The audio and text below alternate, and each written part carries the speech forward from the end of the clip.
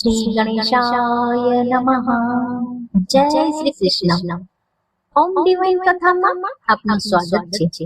આજે આપણે સાંભળીશું એક નવી દિવ્ય અને પ્રેરણાદાયી વાર્તા, જે તમારા મનને શાંતિ અને હૃદયને ભક્તિથી ભરી દેશે. ચાલો ભક્તિના સાગરમાં ડૂબકી લગાવીએ. વાર્તા શરૂ કરતા પહેલા જો તમે ચેનલમાં નવા છો તો સબસ્ક્રાઇબ જરૂર કરજો. ભક્તો ભગવાનના મંદિરમાં તો દર્શન કરવા બારે માસ જાય છે, પરંતુ અષાઢી બીજ એક એવો અવસર છે જ્યારે ભગવાન સ્વયં ભક્તોને દર્શન આપવા તેમની પાસે જાય છે. પુરી અને અમદાવાદ સહિત અનેક શહેરોમાં અષાઢી બીજે જગન્નાથજીની રથયાત્રા નીકળે છે, જેમાં લાખો ભક્તો દર્શનનો લાભ લે છે અને રથનો દોરડો ખેંચીને વૈકુંઠ પ્રાપ્તિનો માર્ગ મોકળો કરે છે. જગન્નાથજીની રથયાત્રા પાછળની કથા ખૂબ જ રસપ્રદ છે.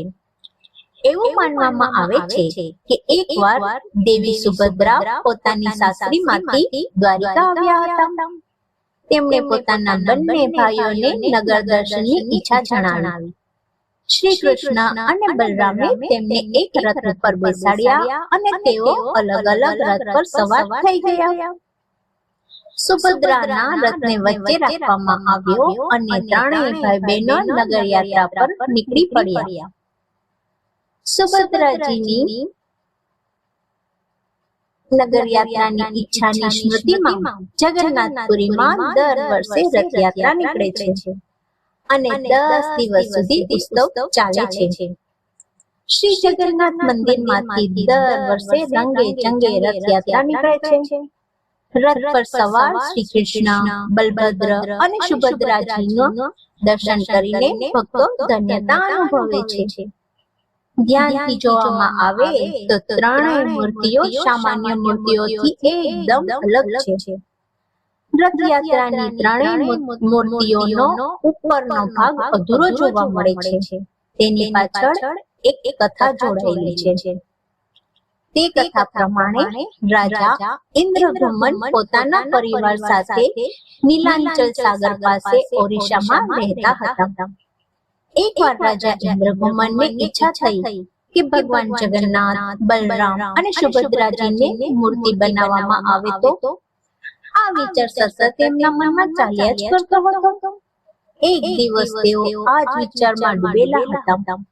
એવામાં સમુદ્રમાં એક મોટું કાષ્ઠ એટલે કે લાકડું તરતું જોયું.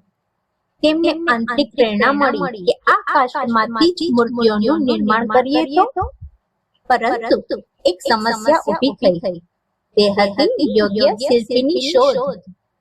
એવું કહેવાય છે કે જગન્નાથ સ્વામીએ દેવતાઓના શિલ્પી વિશ્વકર્માને રૂપ બદલીને નરેશની પાસે મોકલ્યા. વૃદ્ધ વ્યક્તિનો શ્વાંગ રચીને વિશ્વકર્મા રાજા પાસે આવ્યા. આ વૃદ્ધ શિલ્પીએ રાજા સમક્ષ એક શરત મૂકી કે તે મૂર્તિ તો બનાવશે, પરંતુ 21 દિવસ સુધી તેમના કામમાં કોઈ બાધા ન આવવી જોઈએ. રાજાએ શરતનો સ્વીકાર કર્યો. પછી વિશ્વકર્મા હાલમાં જ્યાં જગન્નાથજીનું મંદિર છે તેની પાસે એક ઘરમાં મૂર્તિ નિર્માણના કામ માટે કાષ્ઠ સાથે જતા રહ્યા. રાજાનો પરિવાર આ વાત જાણતો ન હતો કે આ વૃદ્ધ શિલ્પી કોણ છે.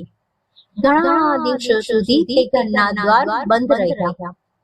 મહારાણીએ વિચાર્યું કે આ વૃદ્ધ શિલ્પી ખાધા પીધા વગર કેવી રીતે કામ કરી શકશે.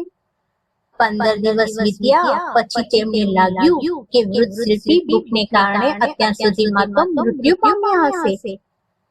મહારાણીએ રાજાને પોતાની શંકા જણાવી. તેથી મહારાજાએ દ્વાર ખોલાવતા ત્યાં વૃદ્ધ શિલ્પી ન હતા, પરંતુ તેમના દ્વારા અર્ધ નિર્મિત 3 મૂર્તિઓ હતી. આ જોઈ રાજા અને રાણી દુખી થઈ ગયા. તે ક્ષણે જ ભવિષ્યવાણી થઈ કે હે નરેશ, દુખી ન થશો. અમે આ જ રૂપમાં રહેવા માંગીએ છીએ. મૂર્તિઓને દ્રવ્ય વગેરેથી પવિત્ર કરીને તેમની સ્થાપના કરાવો.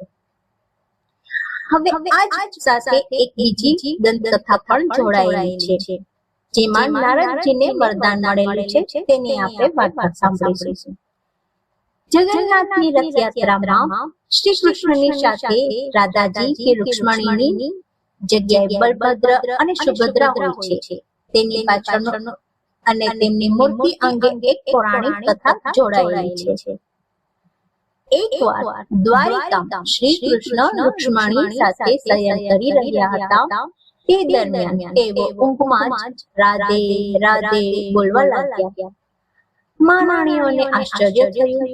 સવારે જાગ્યા પછી પણ શ્રી કૃષ્ણએ પોતાના મનોભાવ તેમની સમક્ષ પ્રગટ ન કર્યા. રૂક્ષ્મણીજીએ બધી રાણીઓને વાત કરી કે વૃંદાવનમાં રાધા નામની ગોપકુમારી છે, જેને પ્રભુ આપણી આટલી સેવા, નિષ્ઠા અને ભક્તિ કરવા છતાં પણ ભૂલી શક્યા નથી. રાધાજીની શ્રી કૃષ્ણ સાથેની રાસલીલાઓ અંગે માતા રોહિણી અવશ્ય જાણતા હશે.